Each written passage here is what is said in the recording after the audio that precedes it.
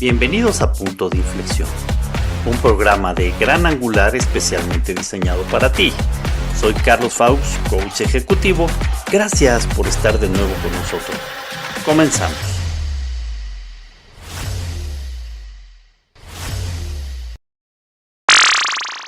Amigas, amigos, gracias por acompañarnos a Punto de Inflexión. Un programa especialmente diseñado para analizar, reflexionar e incluso conocer propuestas para resolver los problemas sociales que más nos aquejan, sí en México, pero también en el mundo. Y pues ya saben, aquí estamos Rafael Mesa y yo conduciendo este programa con invitados expertos en las distintas temáticas. Y bueno, el día de hoy es una temática que sin duda nos aqueja en muchos de los países, principalmente en aquellos en donde se ha ido metiendo cada día más el crimen organizado y estas situaciones de guerras que no nos dejan en paz, que nos tienen de alguna manera intimidados, afectados en nuestra seguridad, pero también en nuestra esperanza. ¿Y quién mejor que platicar con una especialista? Está con nosotros la doctora Tania Galaviz. Tania es doctora en Ciencias Políticas y Sociales por la Universidad Nacional Autónoma de México en la orientación de investigación para la paz. Licenciada y maestra en Estudios Latinoamericanos por la UNAM, integrante del Sistema Nacional de Investigaciones Nivel 1, profesora investigadora de tiempo completo en la Facultad de Estudios Superiores de Cuautla de la Universidad Autónoma del Estado de Morelos, aquí en México, integrante de la Red Latinoamericana de Sistemas Sociales y Complejidad. Ha publicado en diversas revistas universitarias, así como en libros de investigación. Su más reciente publicación es el artículo Foros Escucha, fracaso y olvido de la justicia transicional en el gobierno de Andrés Manuel López Obrador. En la revista Dix, Victoria de la Universidad Autónoma de Tamaulipas, y se especializa en análisis de procesos para la construcción de paz desde el enfoque de la teoría de sistemas de Luhmann, así como en la historia del conflicto armado en Colombia. Así es que, Tania, bienvenida, qué gusto. ¿Cómo estás, Tania? Bien, muchísimas gracias. Gracias por la invitación y pues aquí en espera de poder contribuir en alguna medida. Muchísimas gracias. No, gracias, seguro que sí, y estamos ansiosos de platicar contigo. Ajá. Rafita, Pues, ¿cómo estás? pues, ¿qué tal, Carlos? Tania, qué gustazo estar contigo. Nada más leer tu semblanza y ya con eso ¿cómo se dice? Apaguen la luz y vámonos. Porque bueno, es un verdadero placer tenerte y platicar contigo, pues sobre estos temas que nos aquejan, ¿no? Como dijo Carlos, de una manera ya inmediata, ¿no? La conflictiva social que se ha generado. Eh, y bueno, pues a mí me gustaría mucho que comentaras tu experiencia sobre qué te lleva a formular esta cuestión tuya personal, porque por lo que veo en tu trayectoria, pues es una vocación que se forja incluso en la propia licenciatura, si no es que antes, sobre la comprensión de estas dinámicas sociales de conflicto, de construcción de paz, de justicia. ¿Qué es lo que te lleva a esto, Tania?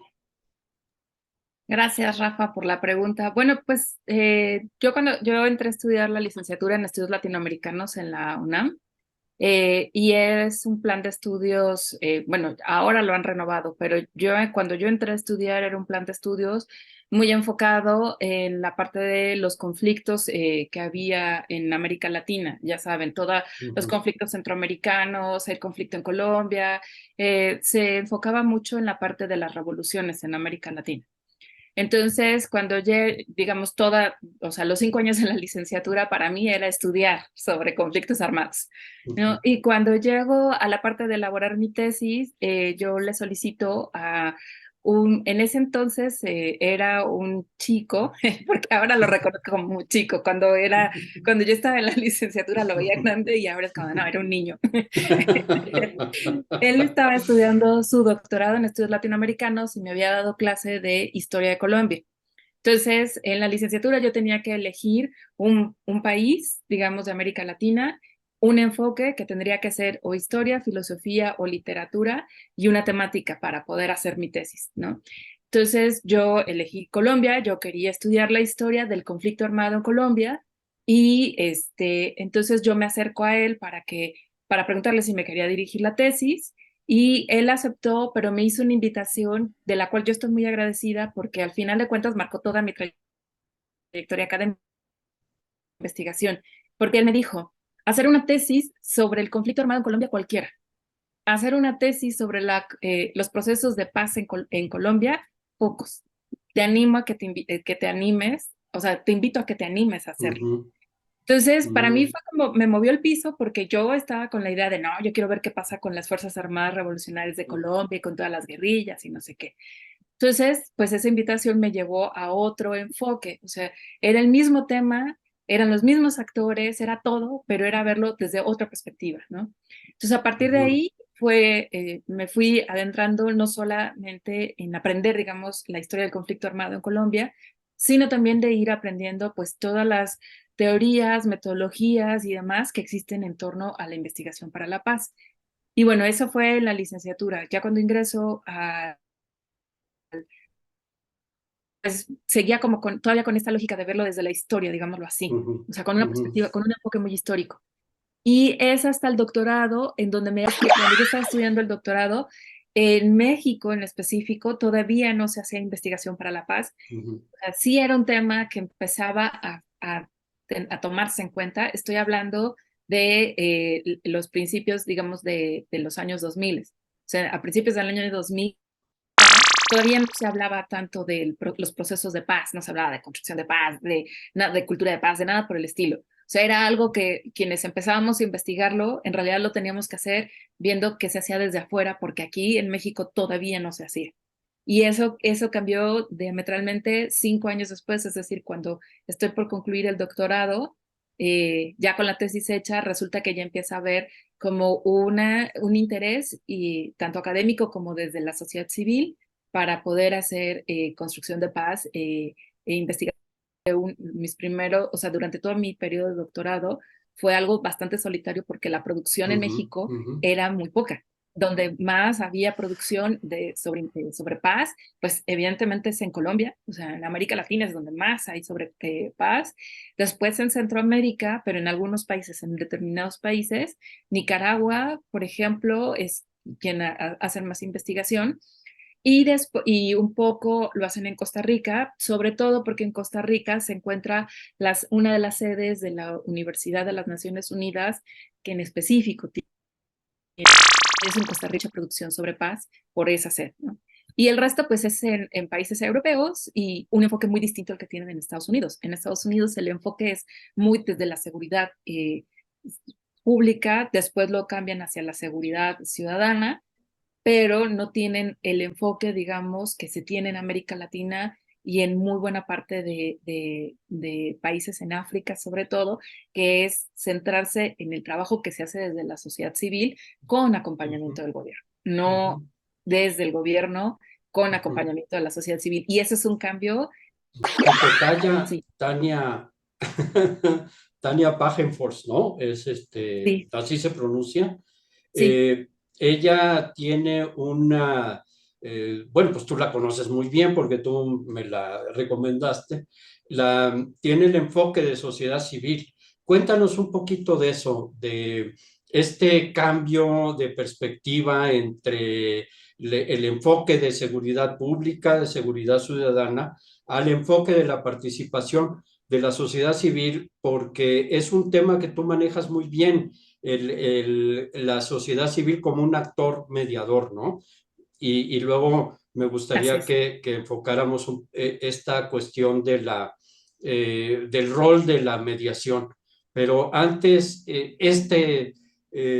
porque es ahí donde se va generando un paradigma distinto, ¿no? Que es desde la sociedad civil. Si nos puedes hablar de eso, Tania. Sí, claro. Bueno, para eso me tengo que ir un poco hacia la historia propia de la investigación para la paz. Adelante. Digamos, todo el del siglo XIX para atrás, digámoslo así, se investigaba a la paz como el fin de una guerra, no se investigaba más allá de, o sea, se acabó la guerra, se firmó el armisticio, listo, a lo que sigue. Y la paz no era como algo que se investigara, ¿no? Y fue hasta 1964 cuando Johan Galtung, bueno, lo primero que hace es la aportación de dividir o de distinguir, digámoslo así, entre conflicto y violencia, ¿no? O sea, que no son lo mismo y que por lo tanto son distintas formas y enfoques para tratarlos, ¿no? Y a partir de ahí también hace o sea, una paz negativa, que es el fin de la guerra, y una paz positiva, que estaríamos hablando que es cuando se acaban las distintas manifestaciones de violencia, es decir, las condiciones estructurales o las violencias estructurales, las violencias directas y las violencias culturales, ¿no? Cuando se puede acabar con todas esas violencias, se llega a la paz positiva. Entonces, estamos hablando del 64 y a partir de ahí se detona toda la investigación para la paz como actualmente se realiza. El impulso, digamos, de muchos investigadores, no solamente de Galtung, sino de distintos centros de investigación, digamos, a presionar, digamos, para que desde la ONU, desde la Organización de las Naciones Unidas, se haga un consenso de cómo se puede trabajar la paz. Pero hay que considerar que para la ONU, y sobre todo estoy hablando de la ONU de mediados de los 80s, todavía está pensando en el Estado, en los estados como los actores principales en la toma de decisión y en cualquier forma de intervención, ¿no? Entonces, cuando llega la discusión a la ONU, y se hace lo que llaman en el 92, después de varios años de investigación, la Agenda para la Paz. Esa Agenda para la Paz justo es como todo un desde los estados, ¿no? O sea, desde los estados que integran a la ONU y con apoyo de la ONU. Entonces, estamos hablando de un documento que todo el tiempo está centrado en el Estado. Pero viene algo que rompe y que cuestiona esta postura, y es en 1994 con las masacres que hay en Ruanda. Es decir, digamos, cuando está el conflicto en Ruanda entre los Tutsis y los Hutus, pues digamos, la Agenda para la Paz se toma así como literal como checklist, así de ya hicimos esto, ya hicimos esto, ya hicimos esto, tin, tin, tin, tin, tin, tin, tin, y llegan al punto de ya construimos paz, o sea, ya lo logramos, ¿no? O sea, no solo tenemos ya el acuerdo entre Hutus y Tutsis y ya se van a llevar bien, sino ya logramos todo eso, y el punto es que con todos los implementos que se empiece a recuperar, digamos, las condiciones estructurales de Ruanda, pues son los mismos instrumentos que utilizan, estoy hablando de los machetes, de las palas, de todo estos, de los asadones, son los mismos instrumentos que utilizan para cometer todas las masacres en Ruanda. Entonces eso hace que para muchos investigadores y para gente es como de no podemos seguir pensando que como se hace desde el Estado, está bien, sino tenemos que tener un papel mucho más activo, sobre todo porque había varias organizaciones interviniendo directamente en Ruanda, como de Ruanda, o sea, de gente de Ruanda, que estaban diciendo, ojo, aquí algo va a pasar, la gente está molesta, aquí esto no está tan pacífico como ustedes están creyendo. O sea, aunque a nivel de las cúpulas de gobierno ya esto se tranquilizó, a nivel, digamos, de la sociedad, aquí algo se está gestando, no sabemos qué es, no sabemos o sea, pero sí sabemos que va a ser como mucho más grande y mucho más incontrolable, porque ya no estamos hablando de facciones, estamos hablando de toda la sociedad. Entonces, y es ahí cuando viene el cuestionamiento de, o sea, literal, de qué hicimos. Más allá de qué hicimos mal, qué hicimos bien, es qué hicimos. Y a partir de ahí se hace una ruptura, digámoslo así. O sea, no es una ruptura de ustedes por allá y nosotros por acá, sino se hace más bien, pongámoslo así, ese es un punto de inflexión que consigue hacer un cambio de paradigma en la propia investigación para la paz. Es decir, hablábamos antes de eventos para hacer consolidación de paz. Y la consolidación de paz era como A, logramos el acuerdo; B, desarmamos; C, consolidamos la paz a partir del acuerdo. Necesitamos hacer construcción de paz porque la construcción de paz, o sea, es algo que todo el tiempo lo estás haciendo. no es algo acabado y no es algo que empieces a partir de que se hagan los acuerdos, sino que lo puedes arrancar desde el momento en el que está el conflicto en vivo. Digamos, en vivo me refiero que está vivo, pues. Y entonces ahí es en donde se hace el cambio empieza a haber este cambio porque las organizaciones de la sociedad civil dicen, bueno, está muy bien lo que hacen los estados, pero los estados no están en la base. O sea, el Estado no está metido en las comunidades, no tiene la capacidad de llegar literal, ¿cuál es su sentir? ¿Cuál es su necesidad? O sea, puede hacer N cantidad de levantamientos, de encuestas, de diagnósticos, etcétera, pero no tiene la posibilidad que sí tienen las organizaciones de la sociedad civil de irse a sentar con la gente una tarde y decir, tengamos una charla y platiquemos de qué es lo que sienten y qué es lo que necesitan, pero sobre todo de qué es lo que ustedes están dispuestos a hacer. Y entonces a partir de ahí es que la sociedad civil se vuelve como una especie de mediadora, porque no está metida por completo en estas situaciones de conflicto, pero tampoco tiene la capacidad de la toma de decisión de, y les va a llegar un presupuesto, y les vamos a hacer no sé qué, pero sí tiene la capacidad de irse a acercar a quienes sí tienen esa capacidad de decisión. Entonces, esto cambia muchísimo, porque estamos hablando de que antes de los eventos en Ruanda, se hablaba de la paz como algo impuesto desde el gobierno. Y a partir de los sucesos en Ruanda, entonces se empieza a hablar como de una especie de red, de algo que se construye desde abajo, pero que se tiene que conseguir apoyo desde, digamos, desde arriba, desde el nivel de toma de decisión, porque si no tampoco va a conseguir nada. Entonces se vuelve mucho más complejo y se vuelve mucho más imbrincado entre los distintos actores que participan. El rol de la sociedad civil, por lo que dices, se convierte entonces en un rol fundamental, digamos, para no solamente el análisis, sino la propuesta bueno, obviamente comprender las circunstancias, la problemática, pero también para la construcción de propuestas. Y voy a esto. Quiere decir que a partir de Ruanda también se van sumando hacia la propuesta o nada más es hacia el análisis para los gobiernos de la situación que se estaba generando. Perdón. Pues ahí es cuando, digamos, también coincide las masacres en Ruanda con también la tercera ola de democratización, que también se basa mucho en la sociedad civil, ¿no? Y en lo que la sociedad civil es capaz de aportar independientemente de lo que el gobierno decida, ¿no? Entonces, no, o sea, hacen investigación y al mismo tiempo hacen intervención, digamos. Pero una de las miradas es que esta intervención no puede ser como en plan mesiánico, decir yo vengo a decirte qué es lo que necesitas, sino más bien en plan de hagamos un diagnóstico en conjunto con las poblaciones que están en las zonas de conflicto y a partir de ahí trabajemos.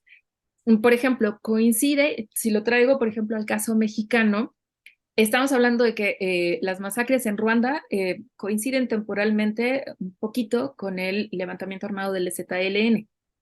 Y cuando está el levantamiento armado del EZLN en México, la sociedad civil o sea, es una efervescencia para evitar que o sea, los primeros días en donde el ejército llega a atacar y a tratar de recuperar San Cristóbal de las Casas, que en realidad nunca necesitaron recuperarlo porque no estaba tomado, etcétera. Y todas las fotografías de los indígenas muertos y demás, lo que provoca es que la sociedad civil tenga esta efervescencia de vamos a intervenir, ¿no? Y tenemos que evitar, o sea, tenemos que llamar a un cese al fuego, tenemos que evitar que nos convirtamos, o sea, que México se convierta en lo que le estaba pasando al vecino que era Guatemala en ese momento, o más hacia abajo con el resto de Centroamérica o con Colombia. Ahora, no podemos llegar a ese punto y entonces empieza a intervenir la sociedad civil. Y no solo la sociedad civil, también empieza a intervenir, por ejemplo, las iglesias. Y las iglesias en México han tenido un papel muy importante en la construcción de paz. Tanto es así que, por ejemplo, es por la iglesia en específico, por el obispo Samuel Ruiz, que, por ejemplo, se empieza a hacer la investigación de cómo generar una organización de la sociedad civil que específicamente trabaje la construcción de paz. O sea, que ese sea su único motor. Y o sea, eventualmente se genera una organización que se llama Serapaz, los servicios de asesoría para la paz, que ahora tiene toda la presencia, que por ejemplo han sido mediadores en distintos conflictos en México, por ejemplo, en los conflictos con los mineros, en los conflictos con, por ejemplo, con la población yaqui, cuando los tratan de expulsar de sus territorios, pero también han sido, por ejemplo, fueron los primeros respondientes como sociedad civil, digámoslo así, cuando empieza todo, digamos, esta estrategia de seguridad de Calderón y empiezan a ver todos los muertos y los desaparecidos, y son los primeros respondientes en el sentido de decir, oigan, hagamos esto. O sea, construcción de paz implica esto. Construcción de paz no es esto, es esto otro. Y a partir de ahí también han impulsado, o sea, tienen una escuela de capacitación para personas de la sociedad civil para forjarse como mediadores de paz, ¿no? Pero también esa escuela ha ido detonando que gente de la academia empiece a cuestionarse hacia dónde llevar, digamos, la propia construcción de paz en México, ¿no? Que tiene características muy distintas a las que va a tener, por ejemplo, en Colombia o las que va a tener en otros países, por ejemplo, africanos. Hago más referencia a África que, por ejemplo, a Europa, que aunque Europa tiene una larga trayectoria y, digamos, tradición en la investigación para la paz y son los que primeros que tuvieron instituciones dedicadas específicamente para la investigación para la paz, ellos no tienen las características que pueden tener los países en América Latina y en África, ¿no? Y es una lógica muy distinta. Entonces, digamos, ese tipo de intervenciones son las que se han hecho. Entonces, sí, o sea, la sociedad civil es no solamente investigar o aportar para investigación, sino también para aportar para, digamos, hacer intervención y apoyar a organizaciones de base que probablemente no tienen como su objetivo la construcción de paz, pero tienen objetivos que eventualmente van aportando para la construcción de paz. Oye, Tania, ¿y tú qué recomendarías en el contexto actual de México, en donde, desde mi punto de vista, hay un distanciamiento entre gobierno y sociedad civil pues como pocas veces se había experimentado desde, vamos, la irrupción? Yo recuerdo el terremoto del 85, cómo empieza a haber aflorar toda esta cuestión, incluso de la definición de, bueno, ¿y qué es esto de la sociedad civil, no? Y ahora lo que veo es como un distanciamiento grande entre lo que puede hacer la sociedad civil y lo que puede hacer el gobierno, como si fueran dos entes completamente diferentes en un país, pues prácticamente, bueno, pues para qué más abundar más en los, Muy ¿no? complicado. Ajá, eso, muchas gracias. Pues, En una o situación sea, muy complicada.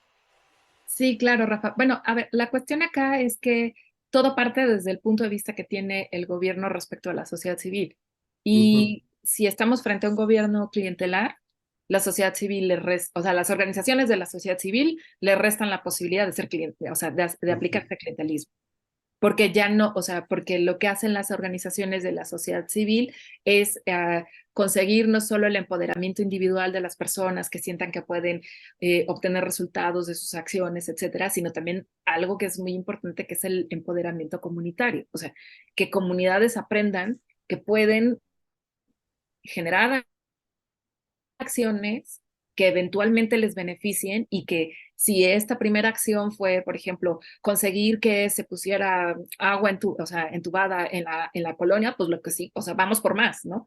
Pero ujú, eventualmente eso achica al gobierno en el ujú, sentido de que ya el gobierno no tiene que ir a darle prebendas a la sociedad, o sea, a las poblaciones. Entonces la ujú. sociedad civil se vuelve el adversario en el sentido de que achica las posibilidades de que sea el gobierno quien controle esa acción directa en comunidades, ¿no? Ujú, Entonces, mientras que para otros gobiernos, sociedad civil se vuelve algo que puede aminorar la carga de ¿y cómo hago yo el diagnóstico? ¿Y cómo yo hago la intervención? ¿Y cómo yo hago la observación de los procesos de que los presupuestos se ejerzan, etcétera? Para este gobierno en específico, la sociedad civil se vuelve hasta un elemento que lo bloquea. Pero eso no quiere decir que la sociedad civil no esté trabajando. Y eso no quiere decir que la sociedad civil no esté consiguiendo grandes hechos. O sea, me de paz en México con la situación en la que nos encontramos ahorita, por ejemplo, la red de encuentros nacionales, que es en donde están todas las colectivas y colectivos de personas en busca de sus familiares, de personas desaparecidas, o sea, esa red es impresionante el trabajo que pueden hacer. O sea, por ejemplo, esa red lo que logra es capacitación, es al mismo tiempo, por ejemplo, obtener recursos de la sociedad literal, de aquí está la cuenta bancaria, se aportan 10 pesos, 100 pesos, lo que aporten, eso nos sirve para hacer, por ejemplo, lo que llaman como las brigadas nacionales de búsqueda, que es este año nos vamos a tal estado y entonces estamos representantes de de todos los colectivos de buscadoras, nos vamos a un estado a rascar literal a la tierra, ¿no? Y hacernos, o sea, y lo que se aporte es para el traslado y lo que se aporte es para materiales, para las palas, los picos, los videntes, que son estas como cruces que utilizan para perforar la tierra. Pero al mismo tiempo, por ejemplo, hay organizaciones en específico de, digámoslo así, o sea, que empezaron como colectivos de académicos, pero que se han convertido en organizaciones que lo que hacen es capacitar, por ejemplo, a estos colectivos en antropología forense, por ejemplo, y que al mismo tiempo peritos en antropología forense, entonces estar ayudando más. Entonces, digamos que si lo viéramos de una manera, el gobierno está solo en su palacio hablándose a sí mismo, mientras que la sociedad civil está haciendo la chamba hasta donde puede, porque tampoco puede tomar, o sea, no puede hacer toma de decisiones, pero sí ha hecho, en este tema en específico, ha hecho muchísimo la sociedad civil. Estoy hablando que del 2011, que es cuando surge el movimiento por la paz con justicia y dignidad, digamos, a esta época, es decir, casi 12, 13 años después, antes llamadas, las que ahora ya no se consideran a sí mismas como víctimas, consiguieron un montón de cosas como, por ejemplo, la Ley General de Víctimas y por ende todas las leyes estatales de víctimas, la Ley Federal en materia de desaparición forzada, están ahora por la ley, o sea, haciendo entramados legales que eventualmente provocan que se tengan que generar instituciones para hacer operativas estas leyes. Entonces, no estamos hablando de organizaciones de la sociedad civil que nada más estén, ya saben, ahí en la comunidad viendo cómo reparten una despensa, sino que son organizaciones que son capaces de hacer intervención legislativa de alto nivel, porque de alto nivel me refiero porque hacen cambio institucional. Entonces, han hecho muchísimo y le están marcando el paso constantemente a todas las, digamos, las instituciones, la Comisión Nacional de Búsqueda, las comisiones estatales, o sea, estos colectivos están trabajando muy, digamos, de esta manera y se van abriendo a otros colectivos, no necesariamente son en específico que trabajen en el tema de desaparición, sino que están trabajando temas que eventualmente pueden alimentarse. Entonces están haciendo justo este tejido que el gobierno no quiere que se haga porque al final de cuentas le resta posibilidades de poder proveer prebendas. Oye, Tania, bueno, adelante. No, es que quería referirme a ti, Carlos, adelante. Carlos mencionó al principio pues la importancia de generar esperanza, ¿no? En esta cuestión que parece muy desesperanzadora, que no se está recogiendo ni siquiera en la opinión pública, que es el centro de la manifestación de la opinión y del reconocimiento, sobre todo de lo que está haciendo la sociedad civil. Estamos embarcados en un conflicto que deja por debajo toda esta actividad que tú estás diciendo, Tania. Y yo creo que sí es muy importante de lo que tú estás señalando, lo que decía Carlos, que resquicios de esperanza hay en el sentido de sí se puede modificar y sí se puede cambiar esta relación de conflicto que incluso está provocada por el propio gobierno, ¿no? Que es lo paradójico. Un gobierno que se supone que su principal función es la paz social y la paz pública, está generando este conflicto y al mismo tiempo la opinión pública está embarcada en este conflicto sin reconocer todo lo que se está haciendo por parte de las organizaciones de la sociedad civil, ¿no? Eso, ese era el apunte que yo quería hacer, Yo Carlos. quiero agregar algo, Rafita, con este tema, y lo acabas de decir muy bien, en términos de la caracterización del conflicto, ¿no? Es decir, eh, creo que vale la pena pues darle carácter, ¿no? A esta situación que se está viviendo en términos, sobre todo, ¿no? Cuando vemos que todo el país de alguna manera está afectado por una situación crítica del crimen organizado, tal cual. Y que pues eso afecta, pues sí, a los desaparecidos, o sea, es un efecto brutal el que este genera, ¿no? Y hay una base también que es clara para poder resolver cualquier conflicto, que es el que tengamos identidad, de que haya cohesión, de que podamos de alguna manera tener confianza entre nosotros, cosa que la confianza está más que perdida, tristemente, porque se van ahondando con esto que dice Rafa, ¿no? Entonces, el conflicto no solamente lo que se genera en la política, es lo que se genera en la sociedad, que se ahonda con la política, ¿no? Entonces, ¿cuál sería la esperanza que tú ves en esto a partir de lo que estás platicando, mi querida Tania? Eh, ¿Qué podemos hacer o qué ves tú? Bueno, hay una forma de definir lo que está sucediendo en México que a mí es un término en el que recién lo voy conociendo y todavía mi profundidad en él, que es el de macrocriminalidad.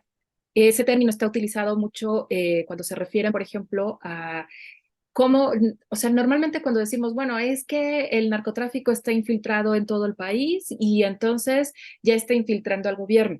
Y el término de macrocriminalidad lo que dice es, ¿estás seguro que es el narcotráfico el que está? Uy, O sea, sí. ¿no es el gobierno el que está infiltrando el narcotráfico y que se están retroalimentando? Y entonces ya llega un punto en el que ya no sabes en dónde está la separación de uno y del otro. Y como ya no sabes dónde está la separación de uno y del otro, o sea, la forma de intervención va a ser complicada porque, o sea, hay, digamos, es el poder en toda su máxima expresión, o sea, me estoy refiriendo a poder económico, poder político, poder cultural, etcétera, que se está entretejiendo con un poder ilícito que al final de cuentas requiere. Uf. Frente a ese panorama podemos decir, no, no hay esperanza, pero hay un montón de esperanza. O sea, hay muchísima esperanza, por ejemplo, en todas las actividades que realiza los distintos colectivos y colectivas que hay en el país. Hay muchísima esperanza, aunque su capacidad de intervención no sea el mismo nivel que tiene la macrocriminalidad, pero que lo tiene. O sea, por ejemplo, acá en Morelos, por ejemplo, había, digamos, varios colectivas feministas, ¿no? Y estas colectivas feministas, pandemia, deciden hacer una red de colectivas feministas, ¿no? Y esta red de colectivas empiezan, digamos, a hacer lo que en el feminismo llaman, por ejemplo, el acuerpamiento, es decir, que cuando una se vaya a manifestar, una colectiva, el resto de las colectivas van, aunque no es su tema digamos, o sea, por ejemplo, en esta red de colectivas hay una colectiva que específica que trabaja o que apoyan a las víctimas de violencia vicaria. Entonces, sus manifestaciones constantes son en el Tribunal de Justicia de Morelos para que se agilicen los casos, para que se...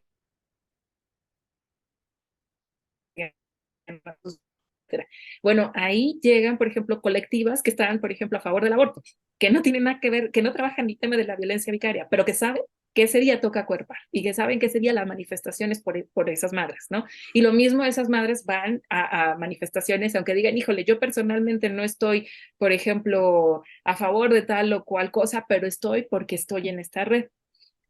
Ahí hay, digamos, esa esperanza. Otra cosa que hicieron en esa red que a mí me parece impresionante es que tomaron la decisión de tener una persona que haga mediación de conflictos al interior de la red. Es decir, que bueno, esa persona soy yo, pero yo así cuando vienen, por ejemplo, o sea, cada cierto ciclo, cada 3 meses, o antes si se requiere, nos reunimos y empezamos a ver cuáles son los conflictos, cuáles son las tomas de decisión que hay que hacer para que la red no se rompa. Y entonces eso, por ejemplo, o sea, es una decisión que toman que me pareció muy impresionante en el sentido de que están tan conscientes de que se les desbordan los temas, que necesitan a alguien que les ayude a guiarse a sí mismas en ese tema. Y, por ejemplo, esta es una situación que empiezan a replicar en otras redes que se están generando. Por ejemplo, de las feministas. De las redes feministas, por ejemplo, también, sobre todo en la zona de Guerrero, por ejemplo, hay ciertas colectivas que lo que hacen es que se dedican a apoyar, digamos, a sanar, o sea, le llaman espiritualmente, pero es psicológicamente, a las activistas que han sido, por ejemplo, detenidas y que han pasado por todo este proceso y entonces van, digamos, a Oaxaca a un proceso pues de terapia. O sea, y ellas a sí mismas se denominan las que ayudamos a las que ayudan. O sea, aquí venimos a cuidar. ¿No? Ese es eso es lo que han decidido. Entonces eso hacen en Oaxaca, ¿no? Entonces en distintas partes, digamos, eso lo van haciendo las colectivas feministas. Los colectivos de búsqueda, bueno, o sea, todo lo que les decía, ¿no? Toda esta red que van tejiendo, que se van conociendo, que obvio entre ellas o sea, de repente se sacan las garras y luego pues ya no, o sea, ya se perdonan, etcétera. Sé, por ejemplo, que dentro de los colectivos de buscadoras no hay sesiones de mediación de conflictos internos, pero hay las homilías de la paz y esas homilías de la paz son para que ellas mismas puedan soltar aquellos conflictos internos que hay entre las colectivas, ¿no? Y estas homilías de la paz pues van guiadas por diversos párrocos de la Iglesia Católica, que no toda la Iglesia Católica está metida, sino es como más a título personal, ¿no? Hay esperanza porque al final de cuentas hay mucha gente que está ahí interviniendo y aportando. Por ejemplo, en mi caso, yo pues sí soy una investigadora y yo no sé hacer trabajo de campo o yo no me sé acercar a la gente, pero hago este apoyo, por ejemplo, de ir a apoyar a las que sí se van y se meten ahí, ¿no? Entonces, o sea, hay muchas formas de tener como esperanza y de contribución. Y en el caso de gobierno, lo que hay es que hay forma también de presionarlo. Y aunque le moleste y aunque no le guste y aunque reniegue y demás, lo que han aprendido muchos colectivos por el ámbito legal, aunque eso se tarde muchísimo, mucho más que los acuerdos que puedan tener, pero al final de cuentas logran tener un documento que dice o lo haces o estás incumpliendo la ley. O sea, ya no te estoy pidiendo un favor, te lo está mandatando la ley, que es como muy distinto. Okay. Oye, pues yo me estoy mordiendo la lengua porque en la semblanza hablas de eh, pues de tu gran conocimiento que tienes, que además me consta de la teoría de sistemas. Y bueno, dije yo, es que me urge preguntarle algunas cosas. Así que con permiso. Así es que con permiso, exacto. Bueno, primero, de lo que tú estás hablando, tú has manejado muchísimo en tu investigación la cuestión esta de la doble contingencia y la creación de mecanismos de comunicación, ¿no? Los medios de comunicación. Para que te entendamos, eh, ¿cómo funciona, por ejemplo, la mediación como un mecanismo como un medio de comunicación simbólicamente generalizado? Y si nos puedes explicar todo este lenguaje tan gótico, proveniente de la teoría de sistemas, porque me interesa mucho lo que tú estabas señalando.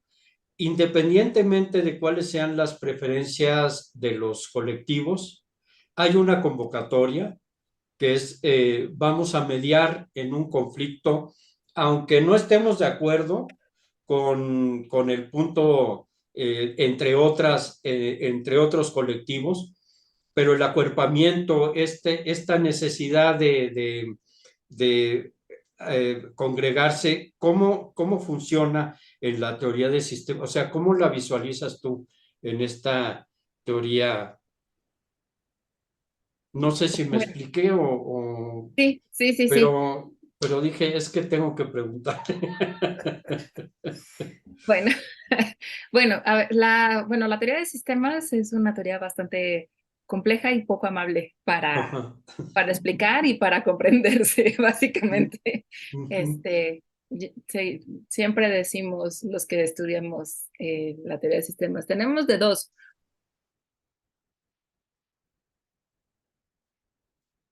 ando solos cuando empezamos a la teoría de sistemas. Bueno, Se cortó, entonces, Tania. Sí, Se cortó. Si puedes sí, ok. repetir nos quedamos Bueno, en, tenemos la de teoría de dos. sistemas. Tenemos Ujú, de ok, que dos. tenemos de dos, que es o ponernos a hablar solo entre la gente que conocemos la teoría de sistemas ujú. o quedarnos hablando solos cuando lo hablemos con el resto de las demás. Bueno, la teoría de sistemas es bastante compleja y tiene pues esta cuestión de que toda la sociedad lo que la define es la comunicación, ¿no? No es la acción, no es la participación, sino es la comunicación, es qué es lo que se comunica. Y de acuerdo a Luhmann, pues existen cuatro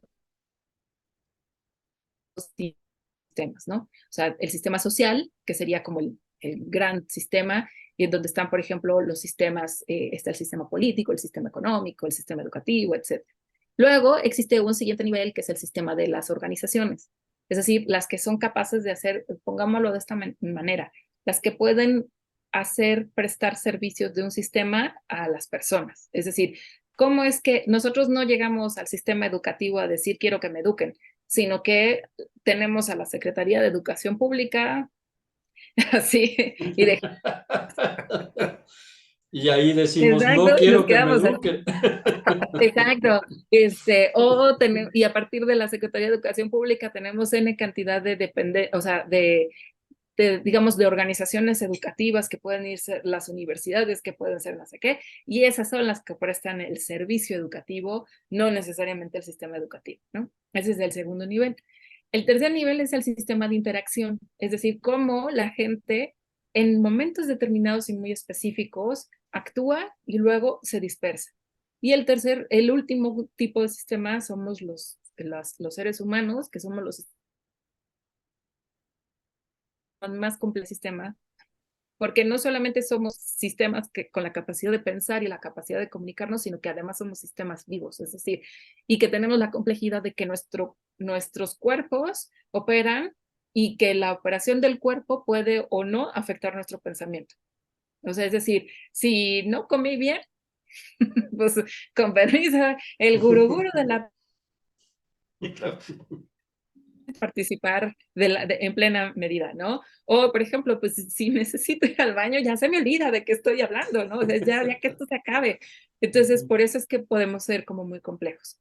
Desde ese nivel, Luhmann mismo pone a la sociedad civil en el nivel de los sistemas o sea que es un sistema, es una organización, pero que al mismo tiempo no tiene la institucionalización que puede tener, por ejemplo, la universidad, el gobierno, etcétera, sino que a veces se mueve como sistema de interacción, es decir, para un momento y luego se dispersa, o se queda constituido, pero no tiene las capacidades completamente digamos, de interactuar con el sistema, digamos, el sistema grande, sino que necesita de otras organizaciones para acercarse. Traducido, la sociedad civil, las organizaciones de la sociedad civil, lo sabemos, pueden surgir pueden ir desarrollándose y llegado a un punto, o sea, se dispersan las organizaciones, ya la gente deja de participar en los colectivos, o si ya están más institucionalizadas, me refiero a las AC, etcétera, también se dispersan. O sea, hay muchas organizaciones que se dispersan. Esa es como su capacidad de interacción.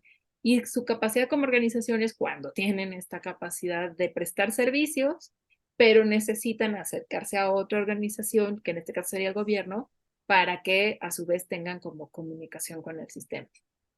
Entonces, lo que, digamos, la sociedad desde la teoría de sistemas es justo esos momentos de comunicación que se establecen entre estas organizaciones, ya sea hacia el gobierno o hacia los sistemas psíquicos que seríamos las personas. O sea, esa es la mediación. Al final, es como, pongámoslo así, como si fuera un conmutador, es cuando establece la conexión la sociedad civil entre el gobierno y las personas. En este gobierno actual, ya hablando específicamente el de la 4T, quiere deshacerse de ese conmutador y ser como puente directo. Pero el directo no funciona, porque no funciona en el sentido de la evolución social. Las organizaciones de la sociedad civil no tienen 10 años, no tienen 20 años, o sea, tienen una larga trayectoria a nivel nacional y a nivel internacional, y deshacerse de las sociedades, de las organizaciones de la sociedad civil es deshacerse por lo menos de 100 años de experiencia social en organización, independientemente de la organización del gobierno. Y de relación con la gente, porque finalmente también tienen un poder social, ¿no? Exacto. Pues, exacto, ¿no? Con los sistemas, bueno, lo que la teoría llama los sistemas psíquicos, ¿no? Exacto. Ay, Tania, qué barbaridad. de la que nos podemos quedar aquí, pero vamos, yo creo que aquí en el tema de la sociedad civil es muy importante. Estaba yo pensando en esta configuración de redes que tú dices, que ningún filo, por llamarle también metafóricamente, las puede cortar porque son dispersas, ¿no? Bueno, el término este de jerárquicas, ¿no? Que no están fijas en una estructura única, sino que van, se constituyen, se renuevan, se dispersan, se vuelven a organizar. Es una cuestión de una experiencia social que es muy difícil de deshacerse de ella, pues se requieren actos muy violentos para deshacerse de la sociedad civil, ¿no? Sí, sí, así es. O sea, y es que justo eso, o sea, por ejemplo, por más que en estos 4 años que se sienten como 40, se ha intentado deshacerse de las organizaciones de la sociedad civil, pues estas no se han desintegrado. Y aún así, o sea, y al contrario, se han fortalecido y han adquirido mucho, o sea, frente a ese embate en donde ya saben que no hay un diálogo con el gobierno a nivel federal y que probablemente el diálogo puede ser con gobiernos estatales en el mejor de los casos o con gobiernos municipales, entonces lo que sí hace mucho la sociedad civil es tener esta capacidad pues de encontrar caminos, ¿no? O sea, si el caminito que me funcionaba hace unos años, ahora ya me cerraron la puerta, pues busco por otro lado, ¿no? Y eso, y además voy compartiendo mi experiencia con otras organizaciones o voy mediando, porque, por ejemplo, va a haber pasa mucho, por ejemplo, con los colectivos de buscadoras. Hay colectivos que ya tienen, digamos, una formación fiscal y formal, digámoslo así, versus colectivos que apenas están integrándose y tienen 5 años y ni siquiera les interesa esta constitución legal, digámoslo así. Pero los que tienen la constitución legal son los que pueden recibir, por ejemplo, donativos. Y son donatarias, entonces reciben el donativo y se lo entregan a las organizaciones que no lo pueden recibir porque o lo tienen que recibir, por ejemplo, a título personal, ¿no? van construyendo puentes hacia afuera. O sea, si ya se les cerran las puertas con el gobierno federal y por acá no va a haber presupuesto, entonces buscan afuera del país, ¿no? Y entonces están buscando y concursando fondos internacionales, esas organizaciones que sí tienen la capacidad digamos, legal y fiscal para poder recibir esas donaciones y luego entregarlas a las que no lo tienen. Y ha aprendido a hacer y que lo está haciendo y que por eso digo que, o sea, frente a este panorama tan sombrío en el que estamos, en el que, por ejemplo, o sea, yo les hablo de este término de la macrocriminalidad en la que no sabemos si es que es el narco el infiltrado o es al revés el que se está infiltrando, pues resulta que, o sea, que es como si fuera un edificio, ¿no? Entonces, esto está sucediendo en el roof garden, ahí están tomando decisiones y está llegando el narcotráfico o digamos de abajo, es en donde se están organizando y están haciendo. Y que el hecho de que no se haga visible no significa que no se haga, ¿no? Oye, Ese Tania, punto es para mí perdón. central. Sí, sin duda. No, síguele, Rafa. No, ese era Sí, una claro. nota Ahí al están. pie. Exacto. Ahí están, no se han ido. No, a veces no las vemos, pero sí están. Y están trabajando y mucho. Y haciendo mucho por la comunidad, por las familias, por supuesto, y por el país mismo. Yo quisiera ir cerrando, Tania, y yo quiero cerrar con algo de esperanza. Y es decir, creo yo que lo que estamos viviendo en estos momentos, particularmente aquí en este país y seguramente en muchos otros, es que esta situación de conflicto que se está generando nos está afectando a todos, no a unos cuantos, incluso a los gobiernos, a todos nos afecta. Y cuando hay algo que nos afecta a todos, es un punto que finalmente nos da la oportunidad de sumarnos todos a esto. ¿Eh? Y pocas veces en la historia tenemos oportunidades como estas. Y eso me parece que es algo muy importante. No importa en dónde vivas, quién eres, qué hagas y a qué te dediques. A todos nos afecta y a todos nos genera miedo o nos genera cierto proceso de mantenerte en casa, lo que tú gustes. Pero lo que quiero decir es que cuando llegan estos momentos tan críticos, es una gran oportunidad de todos sumarnos a ello. Y yo creo que quiero dejar este mensaje de esperanza porque finalmente lo que hay que buscar es un punto de inflexión y es un punto en donde nos podamos integrar como sociedad civil, sí, organizada en términos de poder encontrar juntos un camino a seguir, pero también como personas el poder saber de que si nos unimos podemos generar también fuerza que permita ir construyendo esperanza juntos, ¿no? Entonces, yo nada más quería yo dejar este mensaje así como agregado, digamos, a lo que se ha comentado, de que sí se puede, de que sí hay esperanza y de que no nos podemos quedar con los brazos cruzados esperando a que el gobierno haga las cosas porque no lo va a hacer. O si lo hace, lo va a hacer poquito, pero no va a haber cambio mientras nosotros no nos sumemos a él. Entonces, bueno, quería yo decir eso y pues no sé si quieras agregar algo, Rafita. No, bueno, pues agregar esto, ¿no? La cuestión que me parece muy importante que resaltó Tania, que es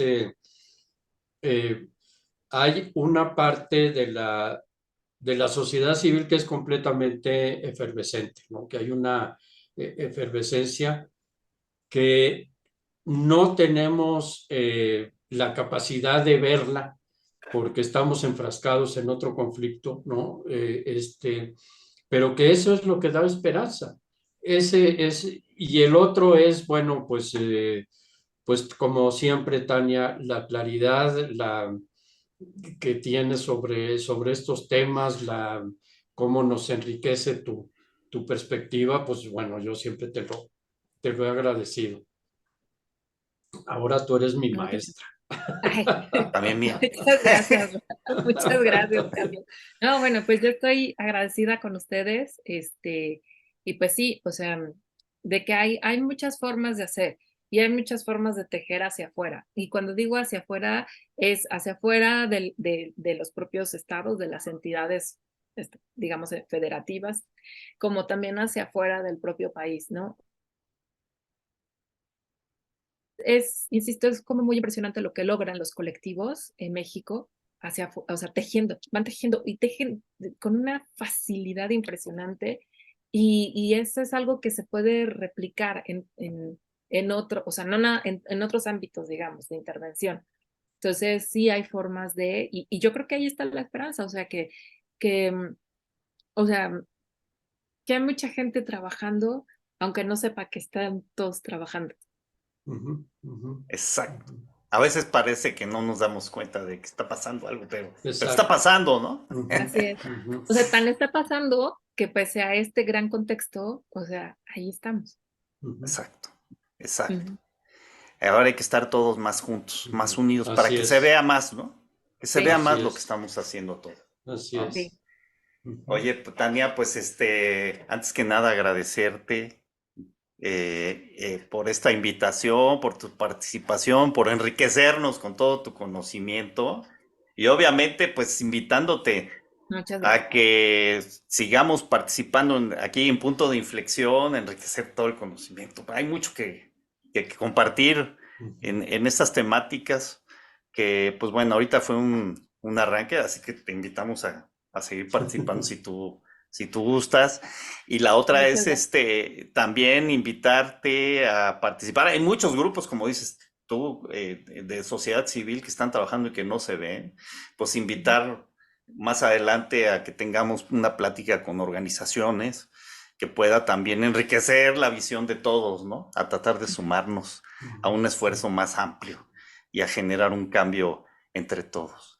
Y entonces, pues bueno, Sí. muchas gracias, Tania, Rafa. No, gracias a ustedes. Bueno, pues Tania, muchísimas gracias por tu ilustración, por esta capacidad que tienes y como dice Carlos, pues por aprender, ¿no? Que estas cuestiones siempre generan dudas sobre la práctica, ¿no? De si vamos bien o no vamos bien y ver que finalmente eh, pues sin embargo se mueve, ¿no? Un poco, ¿no?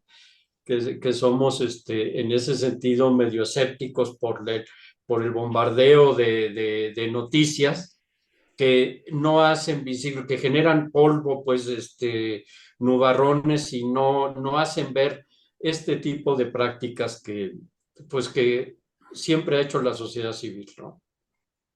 Pues muchísimas gracias.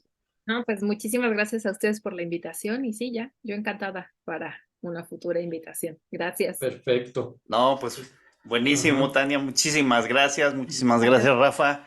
Y pues a ustedes, amigas, amigos, muchas gracias por estar con nosotros. Recuerden, mándenos sus comentarios o lo que ustedes quieran agregar o incluso que quisieran que se tocara a punto de inflexión 03 @gmail.com. Escríbanos y con gusto nos ponemos en contacto con ustedes. Así es que este es Punto de Inflexión y aquí los esperamos en nuestro siguiente programa. Que les vaya muy bien.